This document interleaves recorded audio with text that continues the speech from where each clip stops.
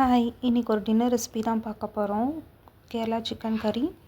அதுக்கு ஒரு 2 ஸ்பூன் தனியா, 1 ஸ்பூன் கசகசா, 1 ஸ்பூன் ஜீரா, சோம்பு, பட்டை 3, கிராம்பு ஒரு 5, 4 வரமிளகா, அதுக்கப்புறம் தேவையான அளவு கருவேப்பிலை, 1 கப் துருவின தேங்காய். இது எல்லாமே தேங்காய் 2 ஸ்பூன் ஆட் பண்ணி நல்லா அரோமா வர வரைக்கும் ஃப்ரை பண்ணி எடுத்துக்க போகிறோம். இதெல்லாம் ஃப்ரை பண்ணி எடுத்ததுக்கப்புறம் இது ஒரு மிக்ஸி ஜாரில் ஆட் பண்ணி தேவையான அளவு தண்ணி ஊற்றி ஒரு ஃபைன் பேஸ்ட் மாதிரி அரைச்சி எடுத்துக்கணும்.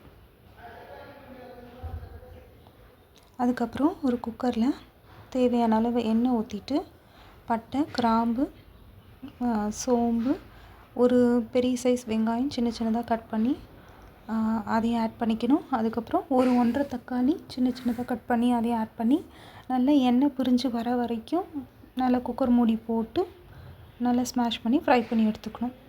அதுக்கப்புறம் தேவையான அளவு உப்பு, மிளகாத்தூள், 1 ஸ்பூன் காஷ்மீரி சில்லி பவுடர், ஒரு ஸ்பூன் பெப்பர் பவுடர், தேவையான அளவு உப்பு, இது எல்லாத்தையும் போட்டுட்டு வாஷ் பண்ணி வச்சுருந்த சிக்கனையும் ஆட் பண்ணி மூடி போட்டு கொஞ்ச நேரம் குக் பண்ண போகிறோம்.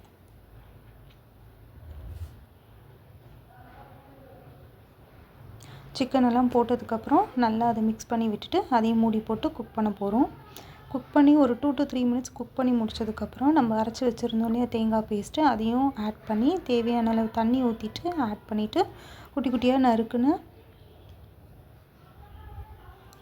நறுக்குன கொத்தமல்லியும் 1 ஸ்பூன் கஸ்தூரி மேத்தி இதில் ஆட் பண்ணியிருக்கேன். அதை நல்லா கையிலேயே கசக்கிட்டு அதையும் ஆட் பண்ணிவிட்டு 4 விசில் விட்டு எடுத்தோம்னா இந்த கேரளா சிக்கன் கறி ரெடி.